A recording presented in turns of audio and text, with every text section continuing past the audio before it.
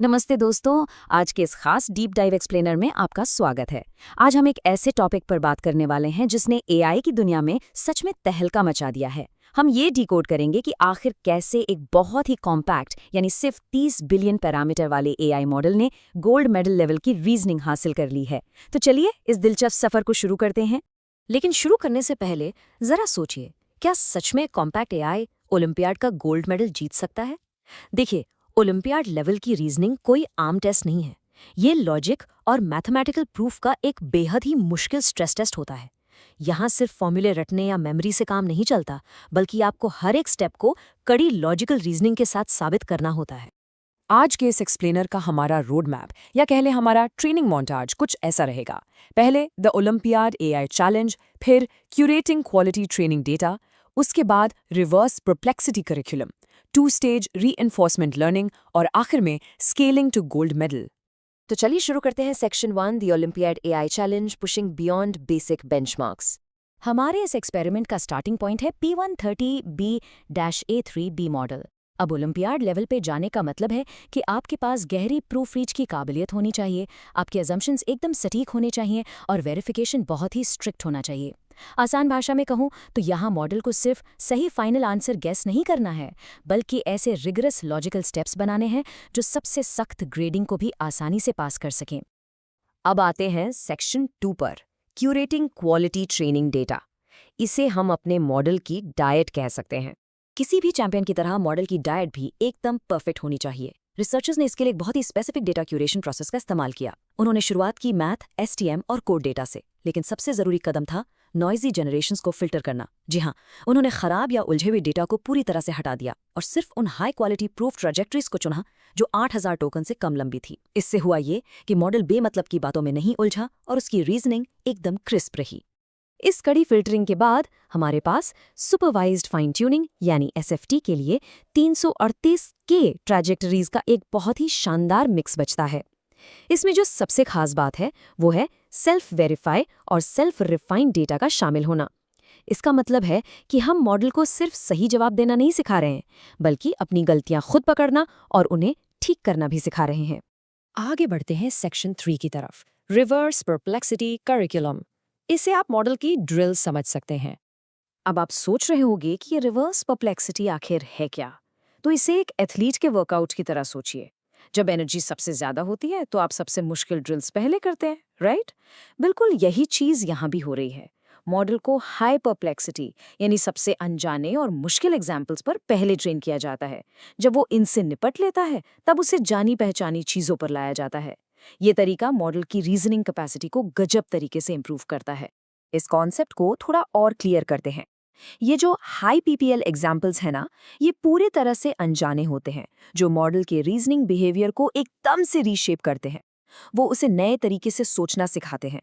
और फिर आते हैं लो पीपीएल यानी जाने पहचाने एग्जाम्पल्स, जो उसकी पुरानी नॉलेज को और मजबूत करते हैं। ये उल्टा ऑर्डर इस बात की गारंटी देता है कि नए और टफ कॉन्सेप्ट सीखते वक्त मॉडल अपनी पुरानी स्किल्स को भूले नहीं। अब हम आ गए हैं सेक्शन 4 पर, 2 स्टेज रीइंफोर्समेंट लर्निंग। चलिए मॉडल की स्पारिंग यानी प्रैक्टिस फाइट देखते हैं। ये हमारी SU01 पाइपलाइन का पूरा सफर है। यहाँ आप देख सकते हैं कि मॉडल सुपरवाइज्ड फाइन ट्यूनिंग से कैसे निकलता है और फिर 2 अलग अलग रीइंफोर्समेंट लर्निंग स्टेजेस में जाता है, कोर्स और रिफाइंड। यही वो जगह है जहाँ असली मैजिक होता है और मॉडल की रीजनिंग निखर कर आती है। इन दोनों स्टेजेस में एक बहुत बड़ा और शार्प फर्क है। कोर्स आरएल जो है वो वेरीफाइबल रिवॉर्ड्स पर काम करता है, मतलब वो बस ये चेक करता है कि भाई फाइनल आंसर सही है या नहीं। लेकिन रिफाइंड आरएल पूरी तरह से अलग गेम है। ये जनरेटिव रिवॉर्ड्स पर चलता है।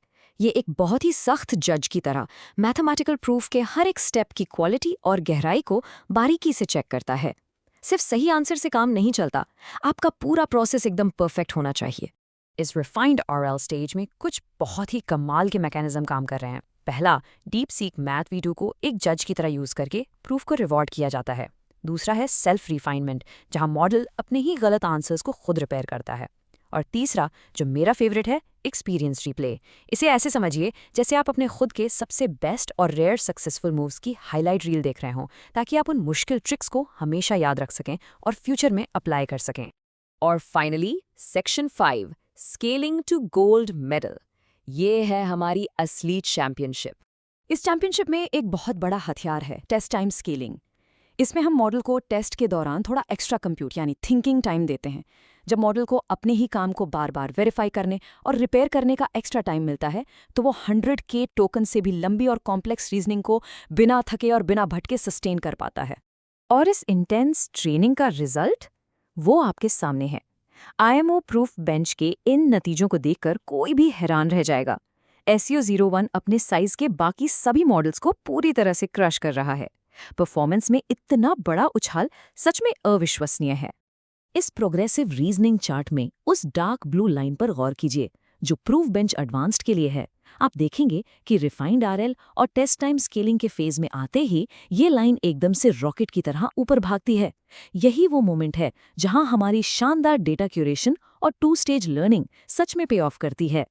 और ये रहा हमारा ultimate milestone. SU01 matches the highest reported human total on USAMO 2026। जरा सोचिए, एक कॉम्पैक्ट AI ने इंसानी गणितज्ञों के सबसे ऊंचे शिखर को छू लिया है। एक छोटे मॉडल का ह्यूमन एक्सपर्ट्स के लेवल तक पहुंचना AI की दुनिया में एक बहुत बड़ी जीत है।